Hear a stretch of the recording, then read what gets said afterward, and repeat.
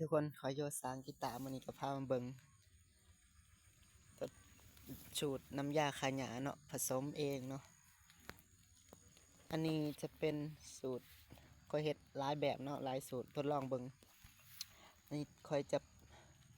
ค่อยพ่นเมื่อวานนี้ตอนแรกเมื่อวานนี้มื้อนี้ตอนเช้าเนาะมาเบิงความจริงตัวนี้มันเหี่ยวมันแดงตั้งแต่ตอนค่อยฉีดบ่เกิน5 นาทีเนาะตัวนี้อันนี้สูตรแรกมาเบิงสูตรที่สองนี่ค่อยพ่นน้ำหลังตัวนี้ก็พ่นลายล้างกันเนาะก็จะประมาณนี้นะลายว่ามือหนึ่งเนาะก็จะประมาณนี้ยาแก่นะยาแก่ได้นี่เป็นสูตรผสมเองเนาะปลอดสารพิษบ่มีอันตรายเด้อทุกคนเด้อ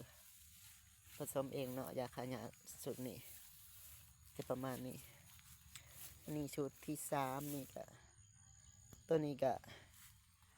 มื้อนี้ฝนตกเนาะฝนตกหมดคืนนะถ้าฝนบ่ตกนี่ถ้ามันแดดนี่มันบ่เรือแน่นอนเนาะมันตายแน่นอนตัวนี้ก็กำลังเริ่มจะแดงขึ้นหน่อยนึงเนาะมาเบิ่งตัวนี้ยังบ่ตายแล้วตัวนี้เด้อก็เห็น5-6สูตรเนาะแล้วก็ตัวนี้ก็เริ่มแดงขึ้นจะตายแล้วถ้าฝนบ่ตกเมื่อคืนนี้มันน่าจะตายกว่านี้มันน่าจะยุบโตกว่านี้เนาะนี่หญ้าก็หญ้าประมาณนี้เนาะมาเบิ่งตัวนี้ก็กำลังเริ่มแดงขึ้นนะทุกคนเนาะง่ายๆเนาะสูตรยาฆ่าหญ้าเนาะบ่ต้องแล้วก็ตัวนี้อันเดียวกัน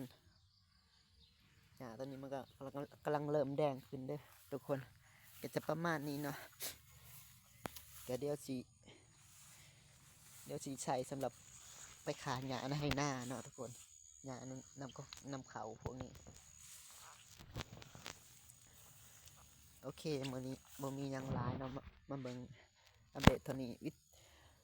เวลาในการเฮ็ดการผสมกับบ่หลายบ่เกิน5-10 นาทีเนาะในการเฮ็ดเนาะใส่งบน้อยโอเคคลิปนี้ถ้ามักถูกใจก็ฝากกดไลค์กดแชร์กดติดตามด้วยทุกคนถ้าใครอยากรู้สูตรในการเฮ็ด